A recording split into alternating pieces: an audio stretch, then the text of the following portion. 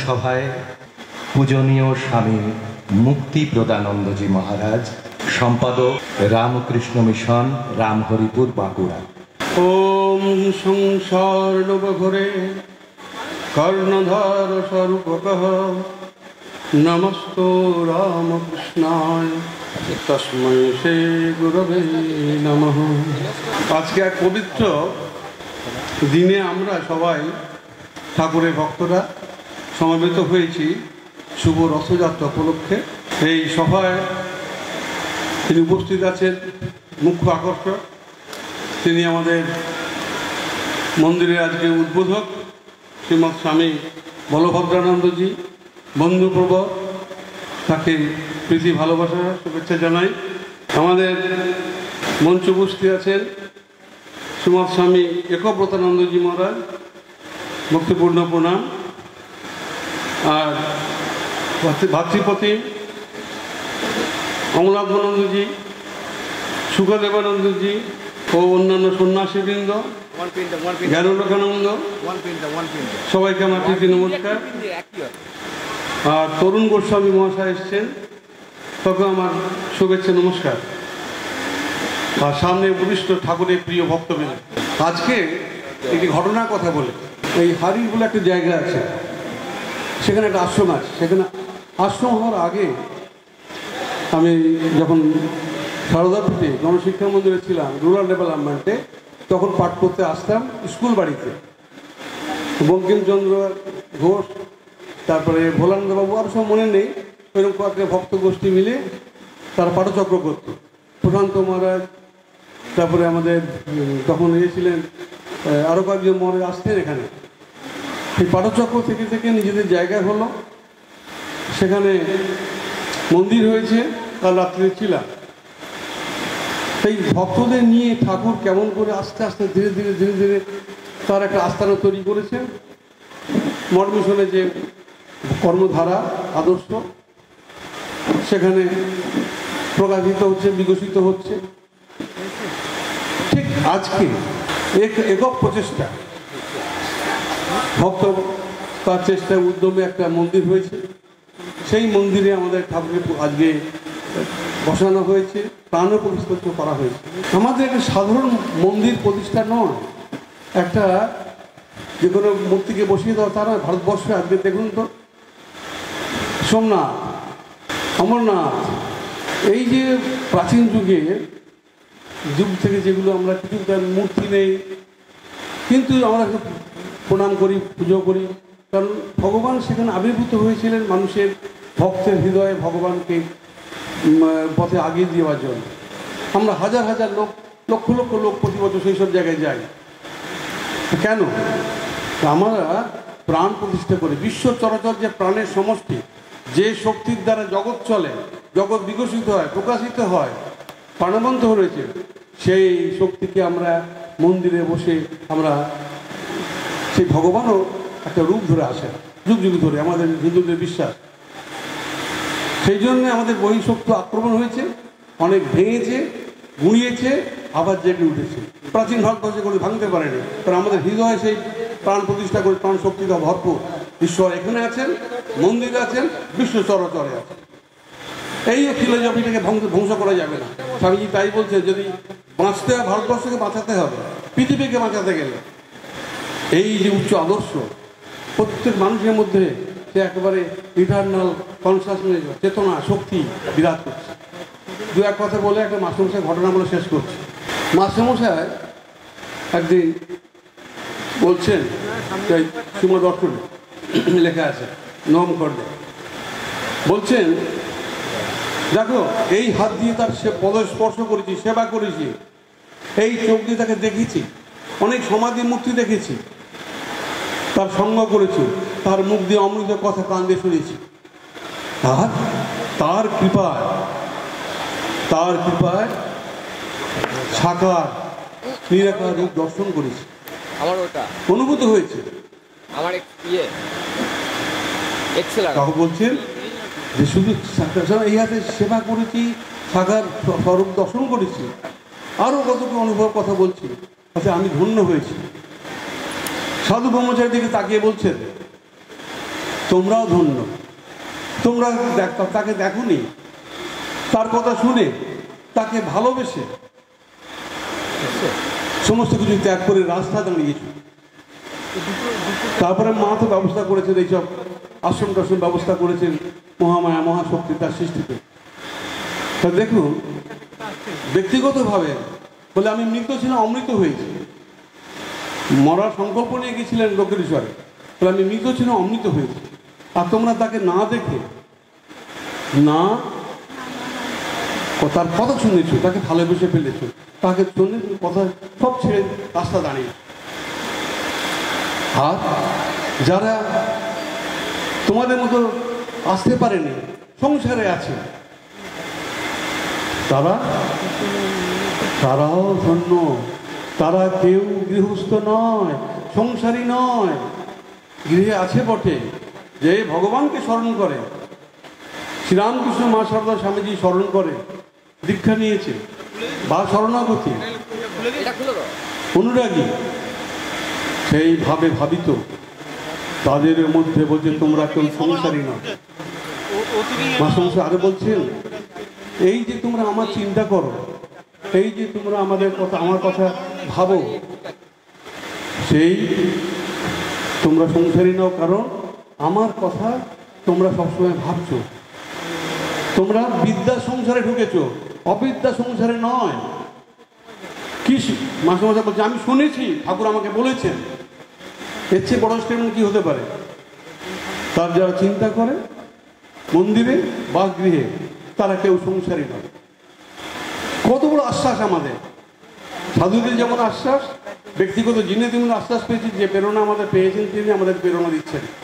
আর যারা সংসারে আছেন তারা কেউ সংসারী নয়, তারা বিদ্যা সংসারে ঢুকে গেছে। বিদ্যা সংসার ভক্তি, বিশ্বাস, ভালোবাসা, প্রেম, দয়া, করুণাগুলো বৃদ্ধি পায়।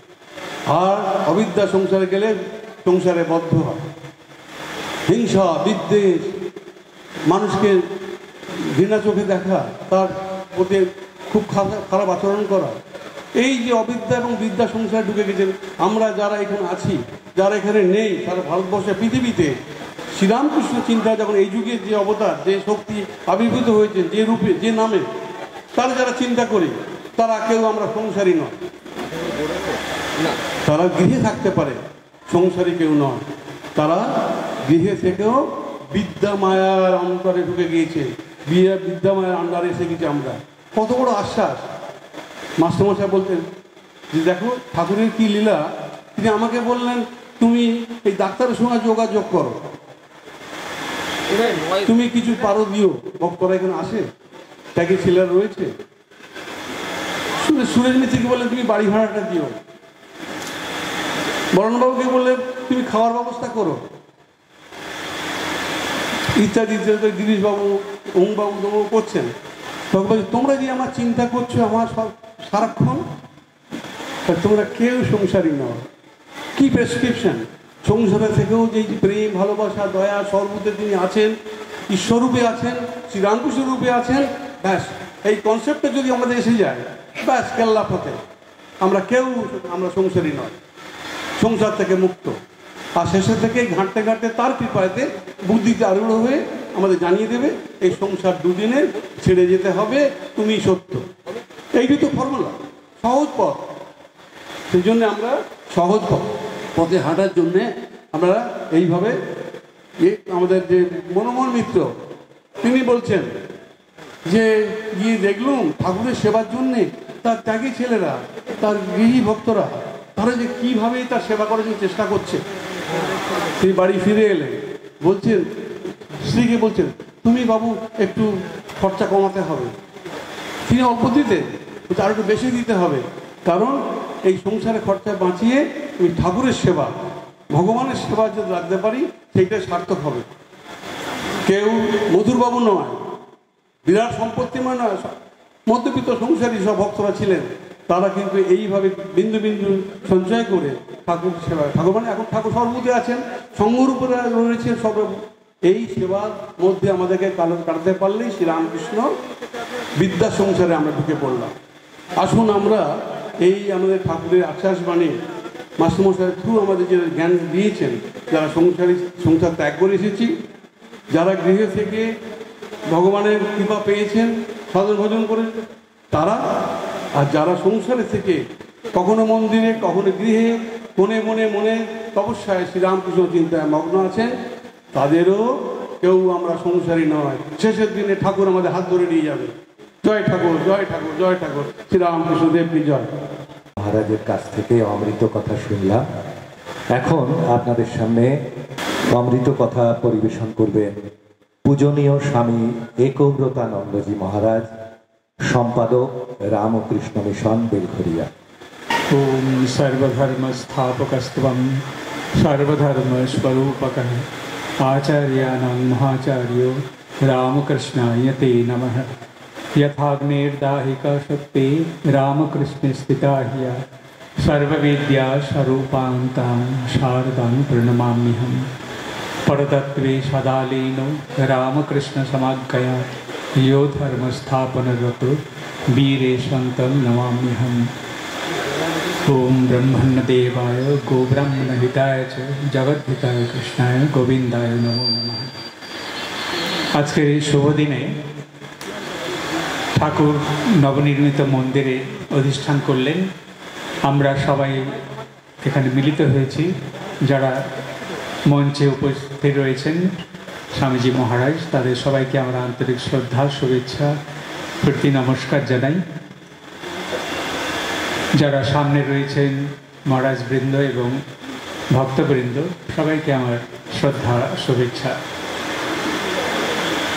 মহারাজ বলছিলেন স্বামী বলভদ্রানন্দজি যে মন্দির আমাদের ভারতবর্ষের জীবনের এটি যেন অপরিহার্য একটি অঙ্গ। অর্থাৎ আমরা যে ধর্মেই পালন করি না কেন, প্রত্যেক ধর্মেরই মন্দিরের স্থান, একটা প্রতীকের স্থান, প্রতিমার স্থান এটি রয়েছে।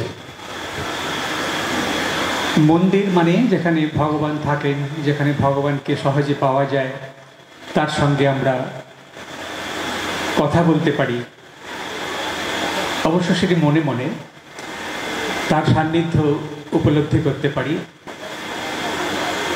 আর এই মন্দিরের সম্বন্ধে এটি ঠাকুরের সুন্দর কথা আছে। ঠাকুর বলছেন দক্ষিণেশ্বরে একদিন যে সবাই বলে রানী রাসমণির দেবালয়, কেউ বলে না এই যে ঈশ্বরের ইচ্ছায় হয়েছে। অর্থাৎ যিনি বানাচ্ছেন, যিনি তৈরি করেছেন, তার নামই সবাই করে। এটি কেউ বলে না যে এটি ঠাকুর বা ভগবান, তিনি স্বয়ং তার ইচ্ছায় এটি হয়েছে। এইটি যদি মনে থাকে আমাদের যে শ্রীরামকৃষ্ণের ইচ্ছায় এটি হয়েছে, তিনি কৃপা করে এখানে অবস্থান করবেন বলে এটি কৃপা করেছেন আমাদের, তাহলে আমাদের মন থেকে অনেক অহংকার চলে যায়। আর শ্রীরামকৃষ্ণ মন্দিরের বা উপাসনালয়ের একটা কিছু কিছু বৈশিষ্ট্য আছে। সেই বৈশিষ্ট্য হচ্ছে যে খুব শুদ্ধ পরিবেশ সেখানে থাকতে হবে, পবিত্রভাবে সেখানে একটা পবিত্র ভাব সেখানে বিরাজ করবে। যারা মন্দিরে আসবেন, যারা ভগবানকে দর্শন করতে চান, তার সান্নিধ্যে কিছুক্ষণ থাকতে চান, তাকে খুব কাছে দেখতে চান বা পেতে চান, তারা এখানে শুদ্ধভাবে আসবেন। আর ঠাকুর তো সবসময় ভক্তদেরই ভালোবাসতেন।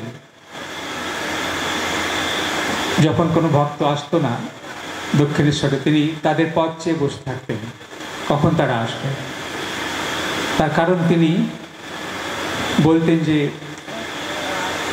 ভগবান যে আছেন বা ভগবানকে যে জীবনের উদ্দেশ্য করা যায়, তাকে যে জীবনের কেন্দ্রে বসাতে হয়, এটি ভক্তদের জানতে হবে, মানুষদের জানতে হবে।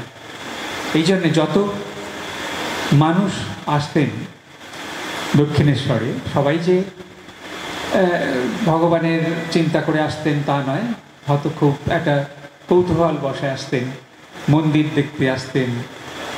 অনেকে তাদের একটা উৎসাহ একটা থাকে যে দেখে আসে মন্দির, কিন্তু সবাই যে ভগবানের ভক্ত সেটি আমরা ভাবতে পারি না। বা ঠাকুরও বলছেন যে এখানে সব হাওয়াতে লোকগুলো আসে, বন্ধু বান্ধবরা এখানে বসে কথা বলছে, তাদের আর তর সইছে না, খালি খোঁচাচ্ছে কখন যাবে কখন যাবে। ঠাকুর বাবা তাদের বলতেন, তোমরা বিল্ডিং দেখোগে, বিল্ডিং টিল্ডিং দেখোগে, মন্দির ঘুরে ঘুরে দেখো।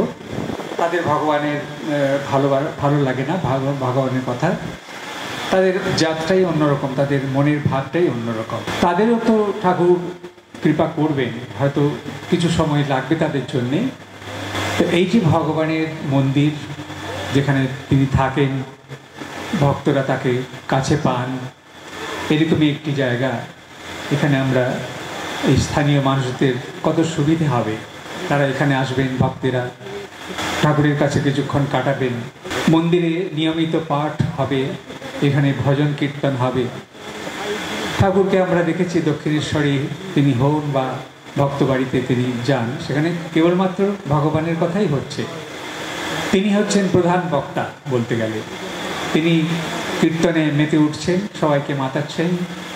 তো এই মন্দিরেতেও সেই ব্যবস্থা যেন থাকে, নিয়মিত পাঠ আলোচনার ব্যবস্থা যেমন থাকবে, তেমনি ভজন কীর্তন আদি হবে। ভক্তদের এখানেই কর্তব্য শেষ হয়ে গেল না যে মন্দিরে একটা গড়ে উঠলো, আমাদের কাজ শেষ তা নয়, আপনাদের কাজ আরও বাড়ল। আগের থেকে এটিকে আরও নজরে রাখতে হবে, আরও এটিকে ভালোবাসার দৃষ্টিতে দেখতে হবে। তো সেই যে ঠাকুরের মন্দির আজকে শুভ উদ্বোধন হলো, তার কৃপা দৃষ্টি আমাদের উপর, সবার উপর যেন পড়ে। যারা তার কাছে আসবেন, এসেছি আমরা, তার কৃপা দৃষ্টি অবশ্যই পড়বে আমাদের, যদি আমাদের মনে ঠিক শ্রদ্ধাটুকু থাকে। শ্রদ্ধা ভক্তি যদি না থাকে তাহলে মন্দিরের আসার কোনো মানে হয় না। সেক্ষেত্রে ভগবানের কৃপা দৃষ্টি কতখানি পড়বে সেটি আমরা বুঝতে পারি না, তবে আমাদের জানা নেই। একমাত্র তার পূর্ব শর্ত হচ্ছে আমাদের মনের শ্রদ্ধা ভক্তি, ভগবানের প্রতি ভালোবাসা। ঠাকুর শেষে মা স্বামীজির কাছে প্রার্থনা জানাই, আমাদের যেন জীবন তাদের শিক্ষা অনুযায়ী গড়ে ওঠে, তারা যেভাবে পথ দেখিয়েছেন সেই পথে যেন আমরা চলতে পারি এবং আমাদের মনুষ্য জীবন সার্থক করতে পারি। সবাইকে আমার আন্তরিক শ্রদ্ধা নমস্কার জানিয়ে আমি শেষ করি। এখন বলবেন পূজনীয় স্বামী অমলাত্মানন্দজি মহারাজ, সম্পাদক রামকৃষ্ণ মিশন, সোমসার, বাঁকুড়া।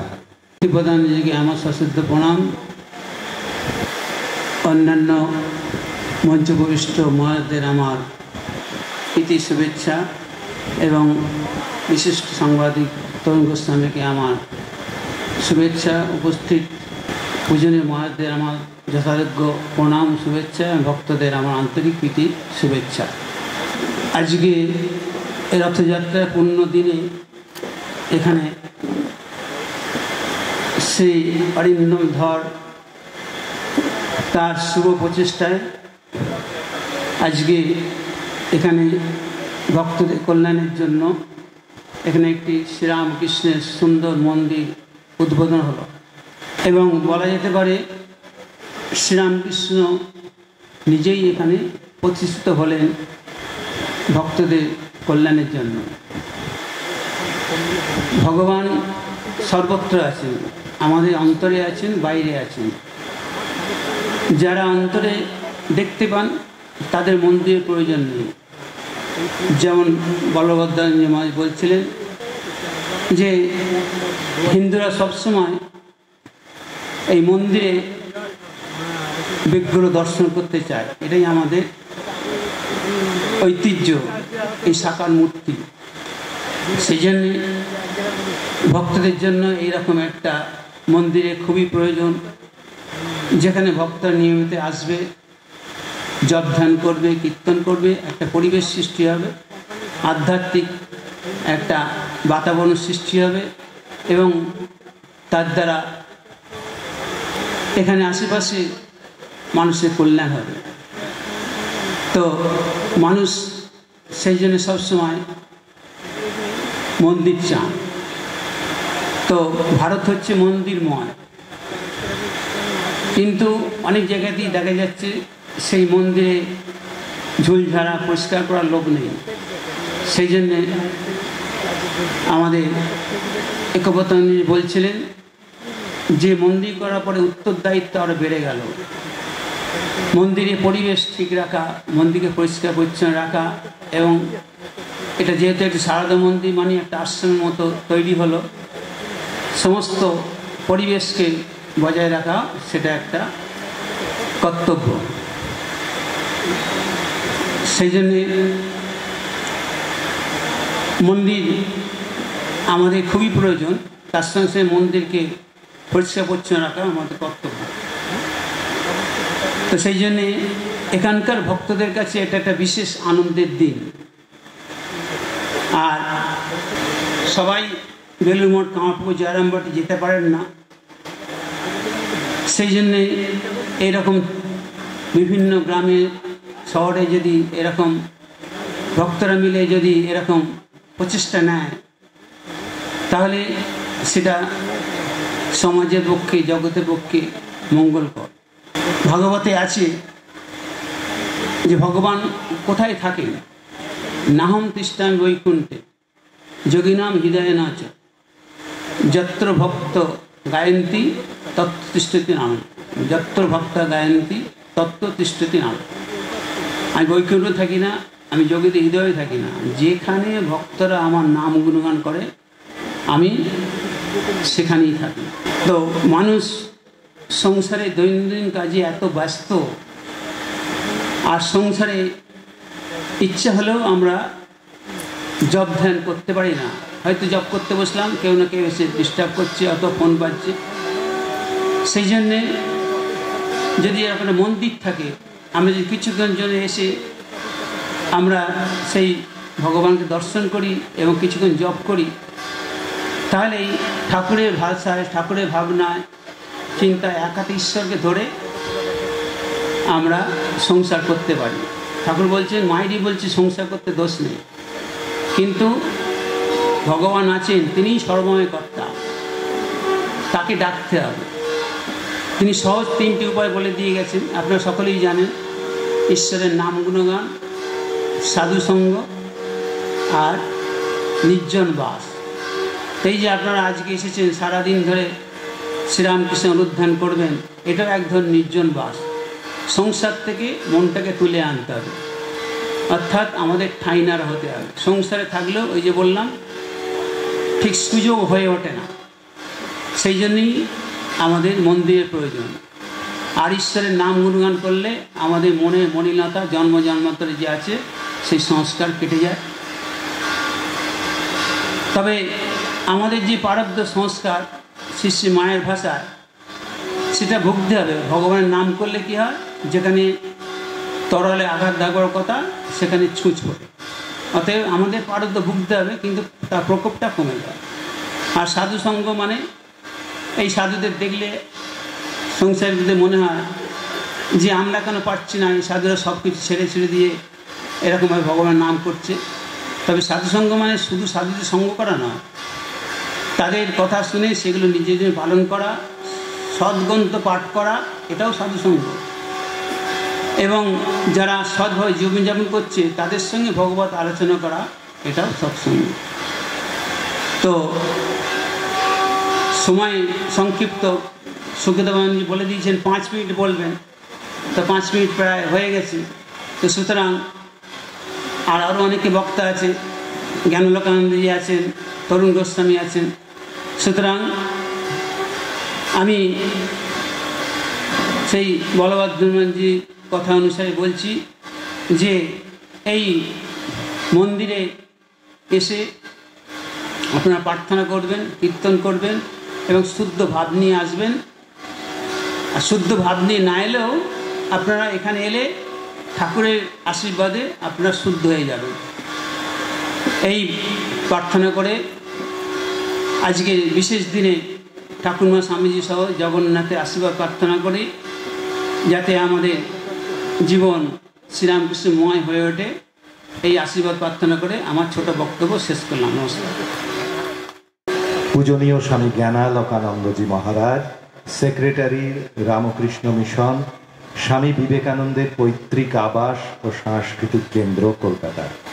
ওম নমো ভগবতে রামকৃষ্ণায়। ভগবান শ্রী রামকৃষ্ণদেব, যুগজননী সারদা দেবী, যুগাচার্য স্বামী বিবেকানন্দ এবং জগন্নাথ মহাপ্রভুর চরণে ভুলুণ্ঠিত প্রণাম নিবেদন করি। পূজনীয় শ্রীমৎ স্বামী বলভদ্রানন্দজি সহ পূজ্যপাদ সব মহারাজজিদের আমি ভক্তিপূর্ণ প্রণাম জানাই। অন্য মহারাজজি যারা রয়েছেন তাদেরকে শ্রদ্ধা, নমস্কার, প্রীতি, শুভেচ্ছা জানাচ্ছি। সমবেত মাতৃমণ্ডলী, ভক্তমণ্ডলী, আপনাদের শ্রদ্ধা নমস্কার জানাই। আয়োজক প্রতিষ্ঠানের যারা পরিচালক মণ্ডলী, তাদের সকলকে কৃতজ্ঞতা জানাই। আজকে এমন সুন্দর একটি অনুষ্ঠানের আয়োজন করে আমাকে আসার দুর্লভ সুযোগ করে দিয়েছেন। মন্দির প্রতিষ্ঠা, মন্দির সম্বন্ধে একটি কথা বলা হয়। মন্দিরের উপযোগিতা কি বলতে গিয়ে বলা হয়েছে, গবাং সর্বাঙ্গজং ক্ষীরম শ্রবেত স্তনমুখাজ্যথা তথা সর্বগতম দেবম প্রতিমাদিষু রাজতে। এর অর্থ কি? গরুর সমস্ত শরীরে পুষ্টি রস আমরা কেবলমাত্র তার বাটের মধ্য দিয়ে যেমন পাই, তেমনি ঈশ্বর সর্বব্যাপী। সেই সর্বব্যাপী ঈশ্বরকে আমরা এই মন্দিরের মধ্য দিয়ে সহজে উপলব্ধি করতে পারি, বুঝতে পারি। আবার বলছি, গরুর যে পুষ্টিরস, সর্বাঙ্গে সেই পুষ্টিরস রয়েছে, সেই রসটা আমরা পাই কিন্তু বাটের মধ্য দিয়ে, মানে দুধের আকারে, তাই না? সেই দুধ পান করে আমাদের পুষ্টি আসে জীবনে। তেমনি ঈশ্বর সর্বত্র থাকলেও আমরা তাকে উপলব্ধি করি এই মন্দিরের মধ্য দিয়ে, মূর্তির মধ্য দিয়ে ইত্যাদি। সেজন্য এর একটা উপযোগিতা রয়েছে। ঈশ্বরকে আমরা সহজে বুঝতে পারি, উপলব্ধি করতে পারি মন্দিরের মধ্য দিয়ে। এবারে এই মন্দিরে যখন আসব তখন আমরা শুদ্ধ পবিত্র বোধ করছি, এটা নিঃসন্দেহে।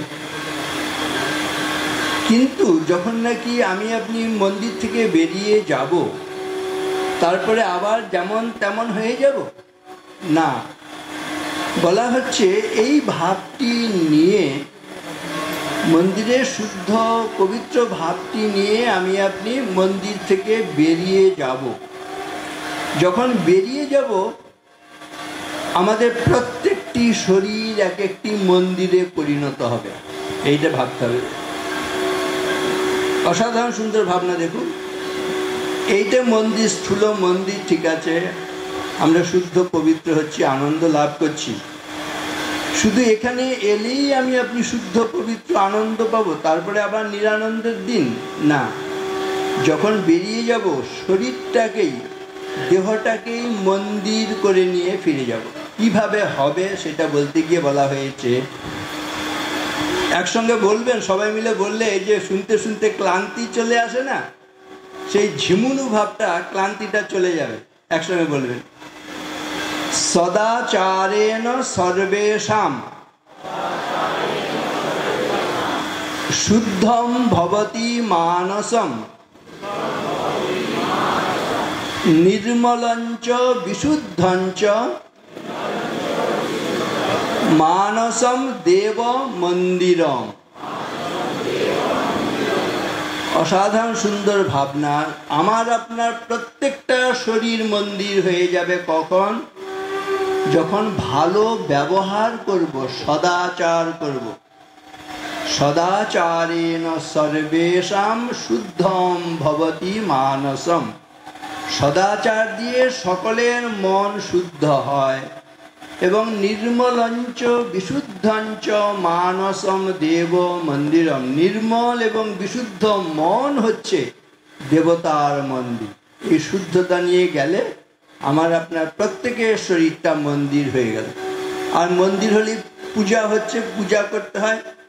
কোনটা প্রকৃত পূজা? আমরা ধূপ দীপ আরতি করছি, এগুলো পূজা, কিন্তু এগুলো গৌণ পূজা। সত্যিকারের পূজা কি, এটা নিয়ে আরেকবার বলবেন একসঙ্গে, এটা বলেই শেষ করব যেহেতু সময় কম।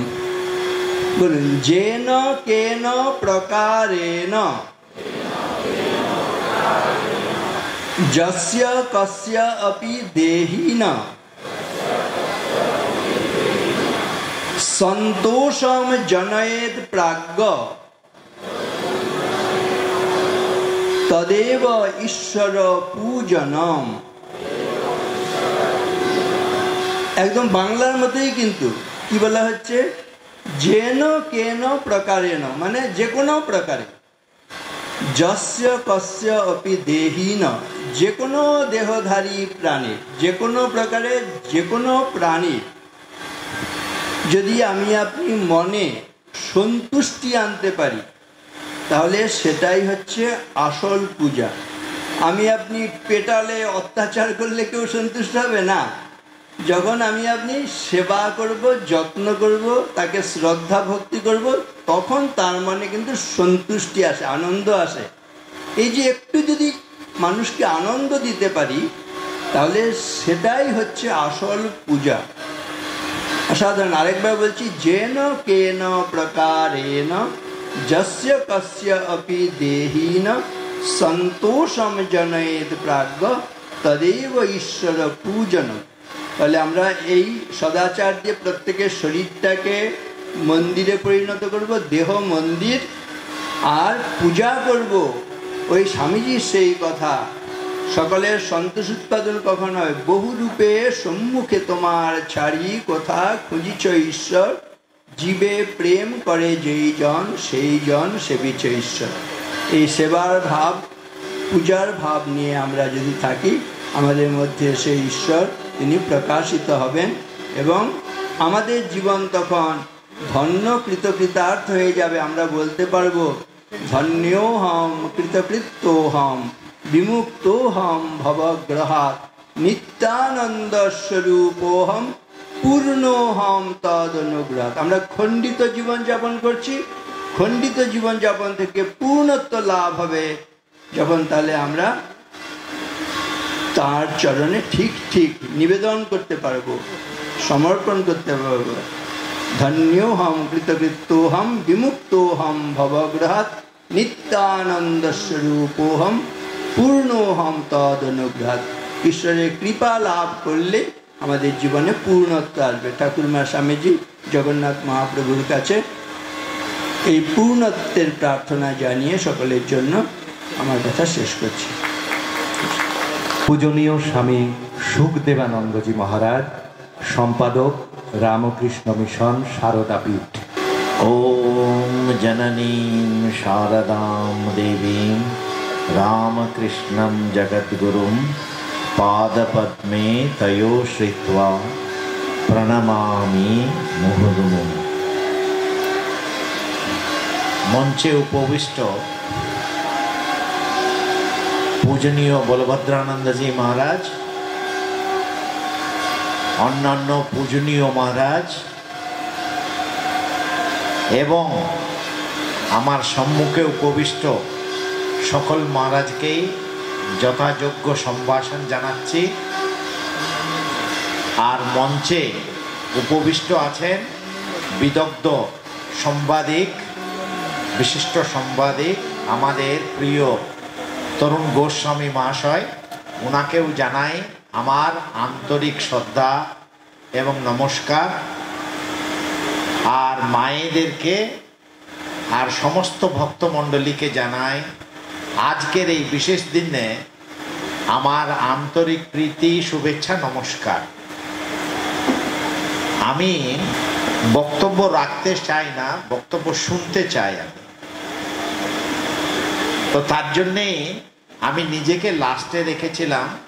আর আমাকে আবার সকলকে আমি বলছি সময় মেনে চলবেন, তো আমাকে আগেই আপনি আচরি অপরকে ধর্ম শেখাতে হয়। এই যে পূজনীয় মহারাজ বললেন একটাই কথা বলবো, সকলের দৃষ্টি আকর্ষণ করব, এই জগতের একটা জিনিস খুব বড় দরকার, সেটা হচ্ছে প্রেম দীপ্ত এবং স্বার্থ শূন্য যে জীবনটা চায়।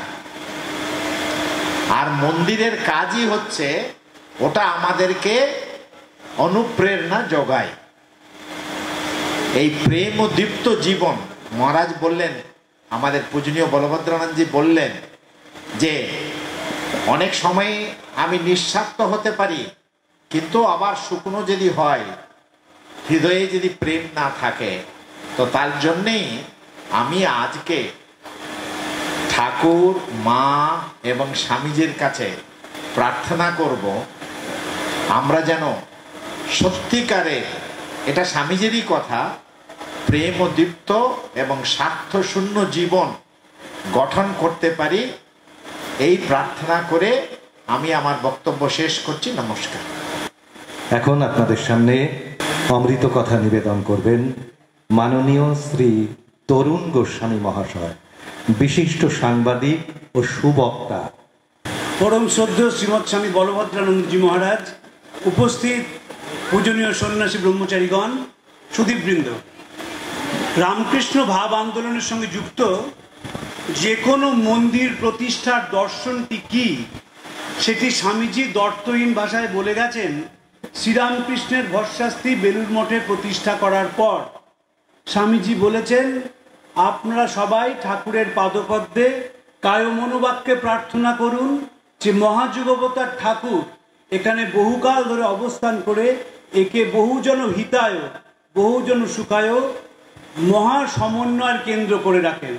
আবার বলছেন, এখানকার যে মহা সমন্বয় ছটা উদ্ভিন্ন ছটা জগৎকে প্লাবিত করবে, মানুষের জীবন গতি পাল্টে দেবে। শ্রীরামকৃষ্ণ বা স্বামীজি শুধুমাত্র ছবিতে প্রণাম করার জন্য নয়, ব্যক্তি জীবনে প্রতি মুহূর্তে প্রয়োগের জন্য। কেন প্রয়োজন? কারণ গোটা পৃথিবীতে মানুষের সমন্বয়ের অভাব দেখা যাচ্ছে। মানুষ যেভাবে ব্যবহার করছে, যেভাবে কথা বলছে, একটা জিনিস খুব পরিষ্কার, যে মানুষ অনুভূতি শূন্য হয়ে যাচ্ছে। এই অনুভূতির যদি পুনঃপ্রতিষ্ঠা করতে হয়, তাহলে স্বামীজি ছাড়া কোনো পথ নেই। যেদিন 1 মে 1897 স্বামীজি রামকৃষ্ণ মিশন প্রতিষ্ঠা করেন, তারপর শিষ্যদের সহ সবাইকে বলছেন যে যারা ভালো তারা এখানে আসবেই, তারা যাই করুক, যেখানেই থাকুক, এখানকার কথায় ভাবে তাদের অনুভূতি হবেই হবে। স্বামীজির যে সারা পৃথিবীময় নতুন করে আন্দোলনটি শুরু হচ্ছে, তার কারণ সবাই বুঝতে পেরেছেন, যদি অনুভূতি শূন্য হয়ে যায় সভ্যতা, তাহলে সভ্যতার আর কিছু থাকে না। সভ্যতার প্রাণ মানুষের অনুভূতি, সভ্যতার প্রাণ মানুষের একে অপরের সঙ্গে যোগাযোগ, পারস্পরিক শ্রদ্ধা। স্বামীজি মন্দির সম্বন্ধে বলছেন, আমি সেই দেবতার পূজারী, অজ্ঞেরা যাকে ভুল করে মানুষ বলে ডাকে। শরীর চলে যাওয়ার কয়েকদিন আগে বলছেন, যখন মানুষের কষ্ট দেখি তখন মনে হয় রেখে দে তোদের ঘন্টা নাড়া, শাক বাজানো, কি করে দে স্বস্তি দেব তাই ভাবি। হুগলি জেলা মন্দিরের জেলা, প্রচুর মন্দির আছে। যদি গুপ্তিপাড়ায় যান, দেখবেন টেরাকোটার মন্দিরের অসাধারণ কাজ। আর্কিওলজিক্যাল সার্ভে অফ ইন্ডিয়া না থাকলে মন্দির ভেঙে পড়ত। সেইখানে মাননীয় ব্যতিক্রম বেলুড় মঠ, 100 বছরও বয়স হয়নি মন্দিরের। ভাববেন না প্রতিদিন সাধু মহারাজরা পরিষ্কার করেন বলে মন্দিরটি অত পরিষ্কার, সাজানো গোছানো। এর আসল কারণ হচ্ছে যে প্রত্যেক দিন বেলুড় মঠে মানুষের সেবার পরিকল্পনা হচ্ছে। 2023-24 যে অর্থবর্ষ, সেখানে বেলুড় মঠ 1100 কোটি টাকার বেশি এই সেবা কাজে খরচ করেছে। যে কোনো মন্দিরের মূল উদ্দেশ্য মানুষের সেবা কাজ। যত বেশি সেবা হবে সেই মন্দির টিকে থাকবে। 1980 সালে মেদিনীপুরে একটি বিরাট বন্যা হয়েছিল এবং সেই বন্যায় বহু ঘরবাড়ি ক্ষতিগ্রস্ত হয়, ভেঙে পড়ে, স্কুল বাড়ি ভেঙে যায়। এবং রামকৃষ্ণ মিশনের যারা বরিষ্ঠ সন্ন্যাসী তখন ছিলেন তারা সকলেই গিয়েছিলেন। স্বামী বন্দনানন্দজি তখন সাধারণ সম্পাদক, স্বামী আত্মস্থানন্দজি গিয়েছিলেন এবং সেখানে গিয়ে ওখানকার মানুষজনের প্রয়োজন কি সাধু মহারাজরা তাদের জিজ্ঞেস করতে শুরু করেন।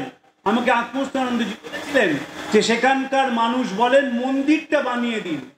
মহারাজের মনে ছিল স্কুল বাড়ি বানানো, ঘর বাড়ি বানানো, তারা বলেন মন্দির বানানো। মন্দিরকে ঘিরে আমরা ওখানে যাই, প্রতিদিন বসি, কথা বলি, মনের ভাব আদান প্রদান করি। মন্দিরকে ঘিরেই জীবন। আমাদের মন্দির কখনোই শুধুমাত্র উপাসনালয় নয়, শুধু কীর্তন ভজনের জায়গা নয়। মন্দিরে গিয়ে সমভাবাপন্ন মানুষ নানা রকম সাংসারিক গল্প করেন এবং যখন কেউ বিপদে পড়েন সেই বিপদ থেকে বেরিয়ে আসার কথা ওই মন্দিরের প্রেমিসেসের মধ্যেই হয়। তাই যে কোনো মন্দির আমাদের উৎসাহ দেয় উন্নততর জীবনের, এমন একটি জীবন যে জীবনের কথা স্বামীজি বলছেন। স্বামীজি শিকাগোয় তার শেষ বক্তৃতায় বলেছিলেন, আগামী দিনে সব ধর্মের ওপর শত বাধা সত্ত্বেও লেখা হবে বিবাদ নয় সহায়তা, বিনাশ নয় পরস্পরের ভাবগ্রহণ, মতবিরোধ নয় ঐকতান শান্তি। এখন পাশ্চাত্যে একটি নতুন দল তৈরি হয়েছে, তারা বলছে SBNR, spiritual but not religious. তারা প্রাতিষ্ঠানিক মন্দিরে যায় না, চার্চ বন্ধ হয়ে যাচ্ছে, কিন্তু মানুষের সেবার জন্য তারা প্রতিদিন নিজেদের উৎসর্গ করেন। স্বামীজির সেই বিখ্যাত চিঠি মহীশূরের রাজাকে, তিনি তার ঘরে প্রাসাদের কয়েকটি ঘর খুলে দিয়েছিলেন দরিদ্র ছেলেমেয়েরা যাতে পড়াশোনা করতে পারে। স্বামীজি তখন লেক লুসার্নে আসেন পল ডয়েসনের সঙ্গে। পল ডয়েসনের সঙ্গে স্বামীজির গভীর বন্ধুত্ব, কারণ দুজনে সংস্কৃতে কথা বলতেন। সেখান থেকে স্বামীজি রাজাকে অভিনন্দন জানিয়ে চিঠি লিখলেন, এই জীবন কয়েক দিনের, জীবনের চাকচিক্য কয়েক দিনের, সেই বেঁচে থাকে যে পরের জন্য বেঁচে থাকে, বাকিরা মৃত প্রেত তুল্য। তারপর বললেন, রাজা আপনার জন্য প্রতিদিন ঈশ্বরের কাছে প্রার্থনা করি, দারিদ্র ও অশিক্ষায় নিমজ্জিত লক্ষ লক্ষ ভারতীয়ের জন্য আপনার মন যেন গভীরভাবে অনুভব করে। স্বামী গম্ভীরানন্দের একটি বই আছে, history of the Ramakrishna Math and mission, তার ভূমিকা লিখেছিলেন ক্রিস্টোফার ইশারুট। সেখানে তিনি বলছেন যে আমাদের সময়কার সর্বশ্রেষ্ঠ ভাব আন্দোলন হচ্ছে রামকৃষ্ণ ভাব আন্দোলন। তার কারণ কি? এই আন্দোলন মানুষের যন্ত্রণা অনুভব করার চেষ্টা করেছে এবং কি করে সেই যন্ত্রণাকে লাঘব করা যায়, কি করে সেই যন্ত্রণাকে প্রশমিত করা যায়, তার জন্য নিরন্তর পরিশ্রম করেছে। এই যে মন্দির আজ প্রতিষ্ঠা হলো, সেই মন্দিরে কিছুদিন পর থেকেই সেবা কাজ শুরু হবে। এই যে ধর্ম আলোচনা হবে, ভক্ত সম্মেলন হবে, প্রত্যেকটি ধর্ম আলোচনা, প্রত্যেকটি ভক্ত সম্মেলন মানুষের মনকে উপরে নিয়ে যায় এবং প্রত্যেকটি কথার মধ্যে দিয়ে একটি অনুরোধ শুধু করা হয়, আপনারা এগিয়ে আসুন, মানুষের মধ্যে স্বামীজিকে ছড়িয়ে দিন। 1980 সালে বেলুর মঠে যে মহাসম্মেলন হয়েছিল, সেখানে স্বামী হিরণ্ময়ানন্দজি তার বক্তৃতায় বলেছিলেন যে ভক্তের কাজ হচ্ছে স্বামীজির ভাব মানুষের মধ্যে ছড়িয়ে দেওয়া। যত স্বামীজির ভাব ছড়াবে মানুষ তত উদার হবে, তত মহৎ হবে, তার সব সংকীর্ণতা চলে যাবে এবং নিজের মধ্যেই সে আস্তে আস্তে দেবতাকে অনুভব করতে শুরু করবে। আপনাদের নমস্কার জানিয়ে, পূজনীয় মহারাজদের প্রণাম জানিয়ে আমাকে আরেকটু বলতে বলা যে এই সাংবাদিকদের ফেভারিটিজমটা বড় ভয় লাগে, কিন্তু স্বামীজির কথা বলতে হবে আমাদের প্রত্যেককে। যদি বেঁচে থাকতে হয় প্রত্যেক মুহূর্তে স্বামীজিকে জপ করতে হবে। স্বামীজিকে বুঝলেই ঠাকুরকে এবং মাকে বোঝা যাবে। স্বামীজির শিষ্য ছিলেন স্বামী আত্মানন্দজি। তিনি গৃহীদের জিজ্ঞেস করতেন যে আপনারা কি করেন? তারা বলতেন অফিস থেকে ফিরে আসি, স্নান করি, তারপর জপ করতে বসি, তারপর কথামৃত পাঠ করি। তিনি খড়ম নিয়ে তাড়া করতেন যে কথামৃত পাঠ করেন, কি বোঝেন? আগে বেদের ভাষ্য বুঝুন, তাহলে বেদটা বুঝতে পারবেন। স্বামীজিকে বুঝলে ঠাকুরকে বোঝা যায়। মনে রাখতে হবে, আন্তর্জাতিক মঞ্চে তিনি একটি ছেলেকে পাঠিয়েছিলেন, অনিন্দ সুন্দর দেখতে, অসাধারণ দুটো চোখ, তেমনি বাগ্মী, যেখানেই গেছেন সেখানেই তার ব্যক্তিত্ব মানুষকে আকর্ষণ করেছে। কিন্তু সে আন্তর্জাতিক মঞ্চে শ্রীরামকৃষ্ণ কেন পাঠালেন? কারণ তার যে সারা জীবনের উপলব্ধি, যে সমন্বয় করতে পারে সেই লোক, সেই পৃথিবীকে শোনানোর প্রয়োজন ছিল। তিনি জানতেন এই মানুষটি যিনি গেছেন তিনি কিভাবে যন্ত্রণা পাবেন। দেশে ফিরেছেন, রক্তাক্ত শরবিদ্ধ হয়েছেন, কিন্তু কোনোদিন তিনি সেই মত থেকে সরে যাননি। জীবনটা বহুজন হিতায় বহুজন সুখায়। আপনি যেভাবেই থাকুন, আপনি যাই করুন, যদি মানুষের চোখের জল মোছানোর ব্রত না গ্রহণ করা যায়, যদি মানুষের যন্ত্রণা শোনা না যায়, যদি মানুষকে আপন করে নেওয়া না যায়, তাহলে পুরোটাই ব্যর্থ হয়ে যায়। একটি মানুষ সে কি করে বুঝবেন স্বামীজির পথে এগোচ্ছেন? স্বামীজি নিজে একটি চিঠিতে লিখছেন, তিনি আসছেন যারা তার সেবা করবে, না না তাঁর সেবা নয়, গরিব গুরব কীট পতঙ্গ পর্যন্ত তাদের মধ্যে তিনি আসবেন। তাদের বুকে মহাশক্তি মহামায়া বসবেন, মুখে সরস্বতী বসবেন। আর যে নাস্তিক, অবিশ্বাসী, নরাধম, বিলাসী, তারা আমাদের ঘরে কি করছে? তারা এই বেলা ভালোই ভালোই চলে যাক। আবার সেই চিঠিতে এক জায়গায় লিখছেন যে নিজে নরকে গিয়েও পরের মুক্তি চায়, সেই রামকৃষ্ণের ছেলে, সেই আমার ভাই। আর যে পারবে না সে তফাৎ হয়ে যাও এই বেলা ভালোই ভালোই। একেবারে পরিষ্কার লিখে দেওয়া। এই আন্দোলনের সঙ্গে যদি যুক্ত হতে হয়, এই আন্দোলনের সঙ্গে যদি নিজেকে ওতপ্রোতভাবে মিলিয়ে মিশে একাকার করে ফেলতে হয়, তাহলে কোনো উপায় নেই মানুষের চোখের জল মোছানো ছাড়া, কোনো উপায় নেই মানুষকে ভালো কথা শোনানো ছাড়া, কোনো উপায় নেই হৃদয়ের উষ্ণতা দিয়ে মানুষকে গ্রহণ না করা। স্বামীজি এক জায়গায় বলছেন, if there is a conflict between your head and your heart, appeal to your heart.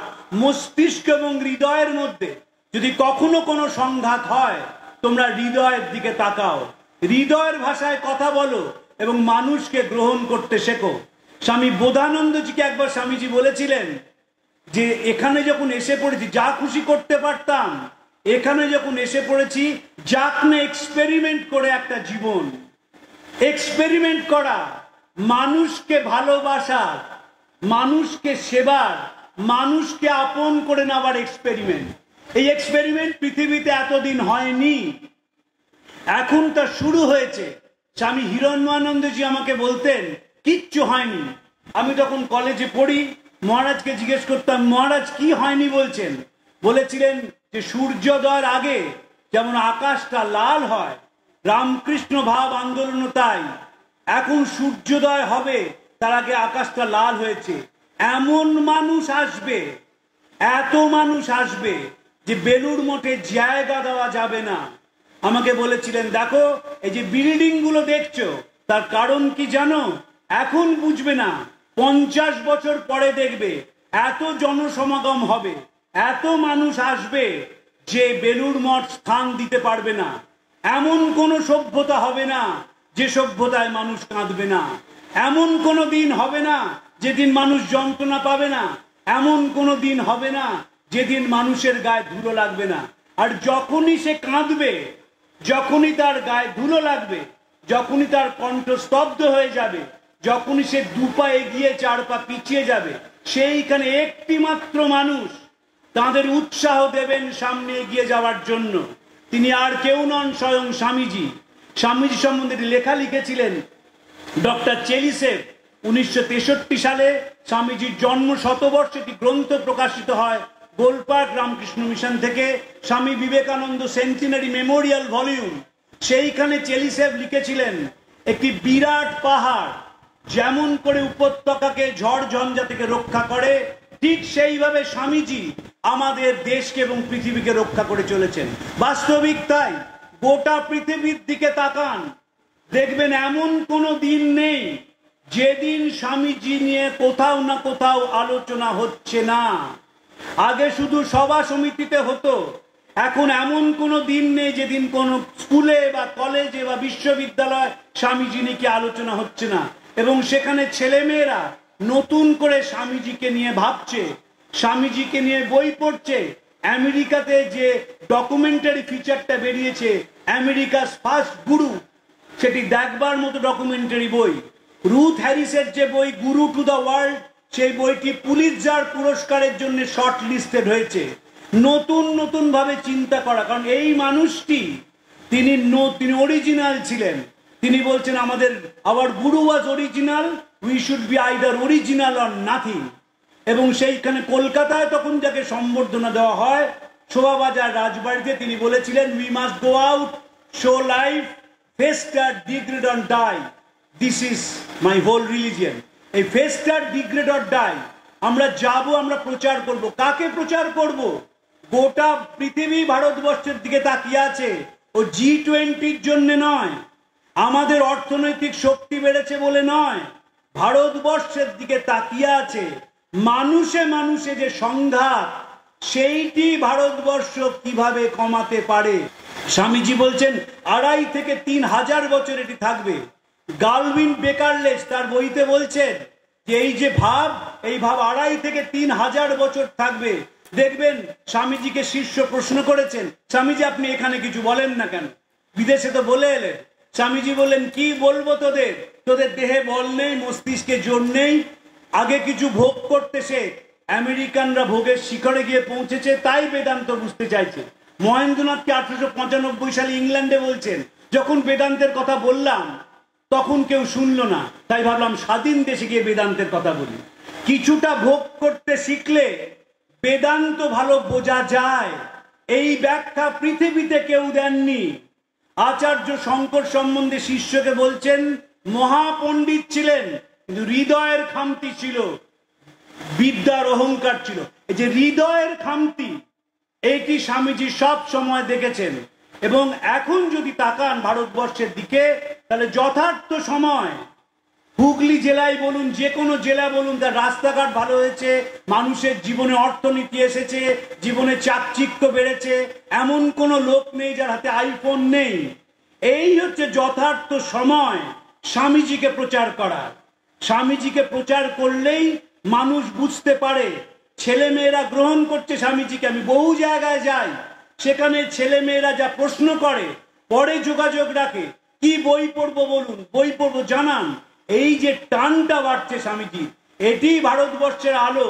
এই আলো একদিন পৃথিবীতে ছড়িয়ে পড়বে, সবাইকে আলোকিত করবে, এবং তাদের মধ্যে দিয়ে পৌঁছে যাবে শ্রীরামকৃষ্ণের বাণী। সেদিন সমাজে গেছলুম, দেখলুম সবাই একঘেয়ে। যে সমন্বয় করতে পারে সেই লোক, যে মানুষ সমন্বয় করতে পারে তার প্লিজিং পার্সোনালিটি হয়, এফেক্টিভ ইন্ডিভিজুয়াল হয়, একটা রেশনাল সোশ্যাল বিইং হয়, এবং সে জীবন যে কাটিয়ে যায় সেটি বড় সুন্দর।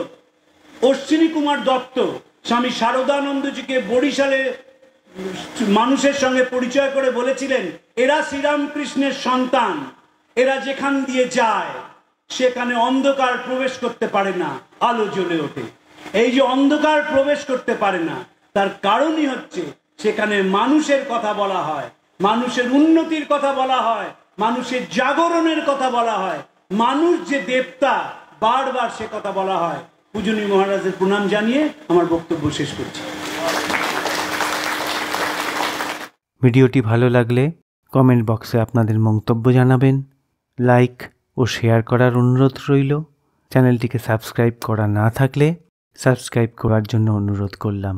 ধন্যবাদ, নমস্কার, ভালো থাকবেন।